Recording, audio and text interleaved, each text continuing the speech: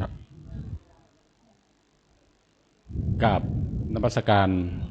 พระเดชพระคุณพระธรรมวชิรโกศลที่ปรึกษาเจ้าคณะภาค 7พระเถรานุเถระพระภิกษุสามเณรทุกรูปที่เคารพอย่างสูงท่านประธานจัดงานคณะเจ้าภาพผู้ปกครองผู้ที่เข้ารับการบรรพชาอุปสมบททุกท่านครับตามที่มูลที่เผยแผ่พระพุทธศาสนาแก่ชนถิ่นกันดารในพระราชูปถัมภ์สมเด็จพระศรีนครินทราบรมราชชนนีกรมพัฒนาสังคมและสวัสดิการและคณะพระธรรมจาริกได้ร่วมกันจัดพิธีบรรพชาอุปสมบทราษฎรบนพื้นที่สูงประจำปี 2569 ซึ่งปีนี้เป็นปีที่ 61 จำนวน 193 คนนะครับซึ่งตามที่ได้รับรายงานมีมากกว่า 193 คนนะครับเพื่อถวายเป็นพระราชกุศลแด่สมเด็จพระนางเจ้าสิริกิติ์พระบรมราชินีนาถพระบรมราชชนนีพันปีหลวง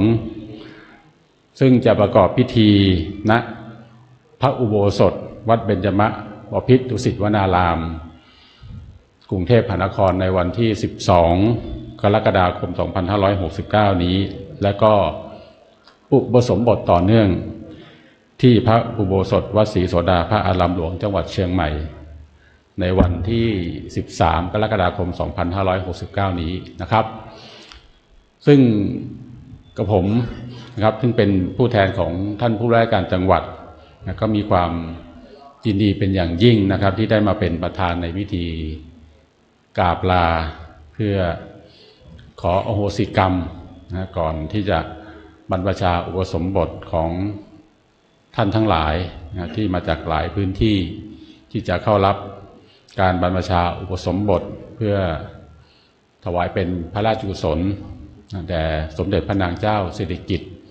พระบรมราชินีนาถพระบรมราชชนนีพันปีหลวงในครั้งนี้ครับซึ่งก็เป็น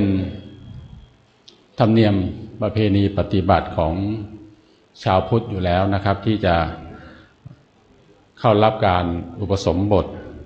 นะเพื่อที่จะแสดงความบริสุทธิ์แห่งและ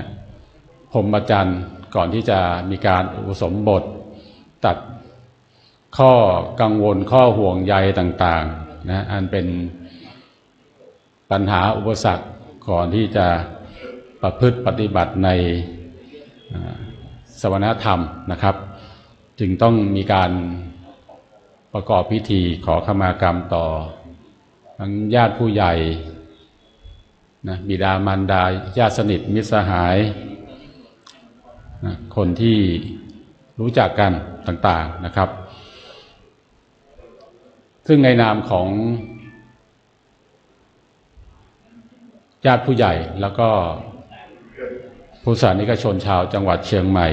นะครับทุกหมู่เหล่านะครับข้าพเจ้าขอตั้งกัลยาณมิตรจิตต่อท่านทั้งหลายนะครับกรรมใดที่ข้าพเจ้าและท่านทั้งหลายได้เคยประมาทล่วงเกินต่อกันทั้งต่อหน้าและรับหลังก็ดีทั้งตั้งใจและมิได้ตั้งใจก็ดีด้วยกายกรรมวจีกรรมและมโนกรรมก็ดีขอให้ท่านทั้งหลายจงอโหสิกรรมแก่ข้าพเจ้าและข้าพเจ้าก็ขออโหสิกรรมแก่ท่านทั้งหลายขออาราธนาคุณพระศรีรัตนตรัยและสิ่งศักดิ์สิทธิ์ทั้งหลายรวมทั้ง